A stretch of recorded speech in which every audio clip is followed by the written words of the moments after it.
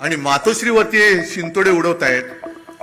मला कळत नाही ही कुठली अवलाद. म्हणजे ज्या शिवसेना प्रमुखांनी मराठी माणसाच्या आणि हिंदूंच्या रक्तामध्ये स्वाभिमान रुजवला, त्या रक्तामध्ये हे भेसळ कुठून आणली? ही कोणाची अवलाद आहे?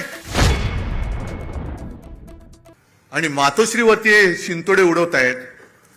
मला कळत नाही ही कुठली अवलाद. म्हणजे ज्या शिवसेना प्रमुखांनी मराठी माणसाच्या आणि हिंदूंच्या रक्तामध्ये स्वाभिमान रुजवला, त्या रक्तामध्ये हे भेसळ कुठून आणली? ही कोणाची अवलाद आहे? ते तर कळतंय, दुसऱ्याचे बाप चोरावं लागतायत. कारण मला आठवत आहे की शिवसेनेची जेव्हा स्थापना झाली, तो क्षण आजही माझ्या डोळ्यासमोर आहे. आणि त्या क्षणाचे आता साक्षीदार 2-3 कदाचित मी, चंदू मामा असे 2-3 राहिलो असू. मी अनेकदा सांगितलेलं आहे की तुमच्या सगळ्यांपेक्षा सगळ्यात ज्येष्ठ शिवसैनिक मी आहे. कारण शिवसेनेच्या स्थापनेचा नारळ हा माझ्यासमोर फुटलेला आहे आणि त्यातनं उडालेले तुषारे माझ्या अंगावरती उडालेले आहेत. नाही, तुम्ही त्या क्षणाला तिकडे हजर नव्हतात. खरसीकर बोलतात मी होतो म्हणून. मी तेव्हा तिकडे हजर होतो आणि ते तुषार माझ्या अंगावरती उडाले.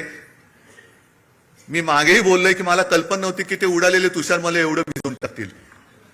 ती पूर्ण शिवसेनेची जबाबदारी माझ्या खांद्यावर येईल. तिथपासून मी शिवसेनेची वाटचाल बघतोय. कसे कसे शिवसैनिक मोठे झाले, कसे त्यावेळेला कसं सगळ्यांच्या एक पायाकडे हात लावला तर आता कोणाला कळणार नाही. कटकट्या असायचा, माहितीये कोणाला? काय? रामपुरी. आणि ते हे आमचा टाइमपास तोच. आम्ही शाळेतली मुलं सगळे लालबाग परळ, तेव्हा परेल नव्हतं, परळ होतं. शिवसैनिक यायचे आणि तेच सुरक्षा कवच. आणि कुठून कुठून दुसरीकडनं पण सगळे शिवसैनिक यायचे. आणि मग प्रत्येक जण दाखवायचा, बघा माझा 8 काठ्याचा आहे. म्हणजे त्याला टक टक टक टक टक 8 आवाज यायचा, 11 काठ्याचा, असे सगळे ते होतं. आणि ते बघत बघत आम्ही लहानाचे मोठे झालो. तेव्हाच्या सगळ्या मारामाऱ्या एकतर म्हणजे म्हणतात ना, एक तू तरी राहशील तरी नाही तर मी तर राहीन, तशा त्या मारामाऱ्या व्हायच्या. गँग वॉर, हे तसं गँग वॉर आत्ता जसं मध्ये झालं होतं तसं गँग वॉर नाही. वाड्यांची फाईट, सोडा वॉटरच्या बाटल्या, दगडफेक वगैरे सगळं तिथून बघत बघत बघत आता जे सुरू झालंय ते सगळं काय त्याला म्हणतात, ट्रोलिंग. म्हणजे घर बसल्या शिव्या द्यायचं.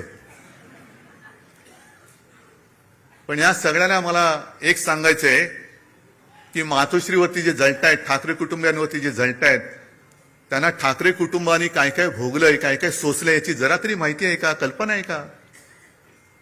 आहे. आपण बोलताना बोलतो की हा महाराष्ट्र छत्रपती शिवाजी महाराज, शाहू फुले, आंबेडकर, सावित्रीबाई फुले यांचा आहेच.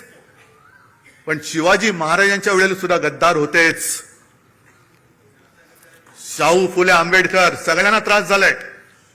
महात्मा ज्योतिबा फुले आणि सावित्रीबाई यांच्यावर सुद्धा धोंडमार आणि शेणमार झालेली आहे. आज आपण त्यांना दैवत मानतो, पण प्रत्यक्ष होते त्यावेळेला त्यांच्यावरती शेणमार झालेली आहे. शाहू महाराजांना सुद्धा त्याचा सामना करावा लागलेला आहे. त्यांची सुद्धा बदनामी झालेली आहे. कशाला माझ्या आजोबांना प्रबोधनकार ठाकरे जे सांगतात ना, प्रबोधनकारांचा वारसा घेऊन पुढे जा, पण प्रबोधनकारांना सुद्धा काय काय भोगावं लागले का? तर कर्मठ आणि बामणी वृत्ती, ज्या जुन्या वाईट रूढी परंपरा होत्या त्या तोडून मोडून टाकल्या पाहिजेत, याच्यासाठी प्रबोधनकार उभे राहिले होते. घराचा पत्ता नाही, कुटुंब घेऊन महाराष्ट्रभर फिरले. अनेकदा बाळासाहेबांनी सांगितलेले की त्यांची ती भावंड आणि आई, मी तर माझ्या आजीला कधी बघितलं नाही, पण विंचवाचं बिराट जसं पाठीवर असतं तसं घेऊन माझे आजोबा महाराष्ट्राच्या कानाकोपऱ्यात फिरत होते. एखाद्या गावी गेल्यानंतर कुठे आसरा मिळाला तर आजीला सांगायचं की ठीक आहे चल बघ, आणि आजी माझी सगळे काही कुंडी जी काही 2-4 असतील ती काढून संसार थाटायचा प्रयत्न करायची. तेवढ्यात आजोबा गावातनं फेरी मारून यायची आणि सांगायची नाही जमत, चला निघायचं आपल्याला, चालले दुसऱ्या गावामध्ये.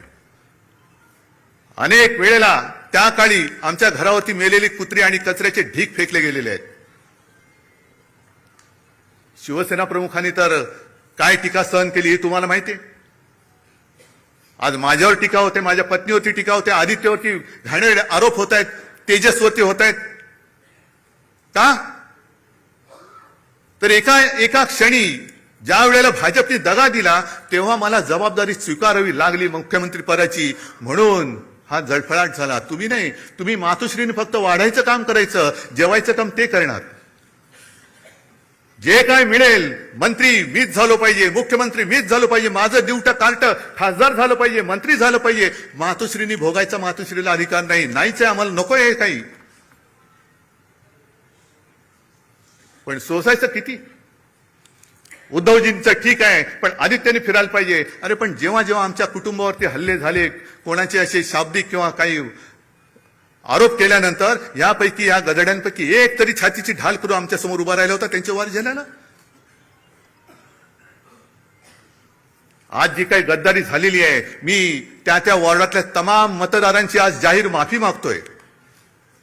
कारण त्या सगळ्या मतदारांनी अगदी मोदींची लाट असताना त्यांच्या विरोधात माझ्यावरती, बाळासाहेबांवरती विश्वास ठेवून यांना निवडून दिलं होतं.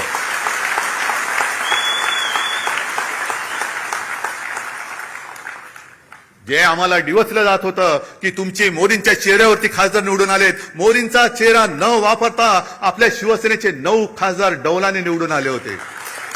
काही थोडक्यात गेले. एक तरी इथली तर सीट चोरलीच. कुठे होते मोदी?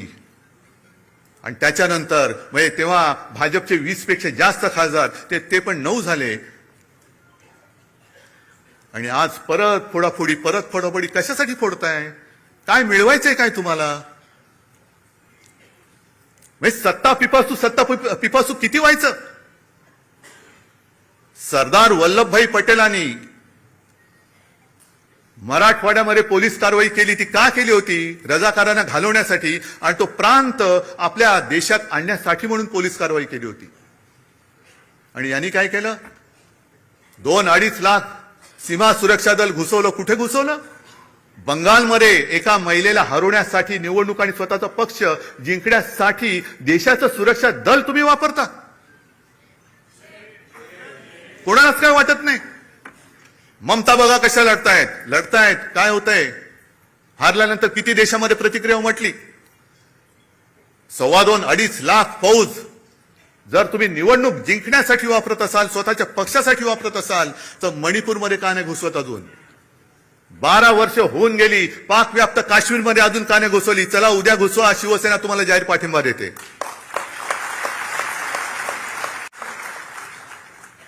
देशाचा हिताचा निर्णय घ्या ना तुम्ही.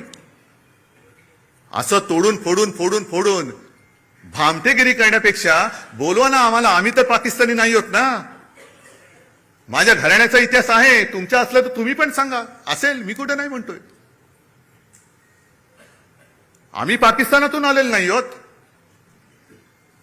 आम्ही सुद्धा देशप्रेमी आहोत, तुमच्या एवढेच किंवा तुमच्यापेक्षा जास्त जास्त आम्ही देशप्रेमी आहोत. आणि आज जे आपल्याला विरोध करतायत हे तेच आहेत ज्यांनी शिवसेना प्रमुखांना विरोध केला. पण तेव्हा शिवसेना प्रमुखांची गरज होती त्यांना. माझ्या आजोबांना विरोध करणारे हे गोमूत्रधारी जे होते, त्या प्रवृत्त्या परत बोकाळलेल्या आहेत. हो, मी त्यांना गोमूत्रधारीच म्हणतो. हे हिंदुत्व नाहीये, हे भोंदुत्व आहे. आमचं हिंदुत्व हे शेंडी जाणवाचं नाहीये, आमचं हिंदुत्व हे राष्ट्रीयत्व आहे. आमचं हिंदुत्व हे राष्ट्रीयत्व आहे. आणि हिंदूंमध्ये, आणि आज मला खरंच एका गोष्टीचा अभिमान वाटला की येताना परत आपले ते सगळे तेजस्वी भगवे झेंडे मला दिसले.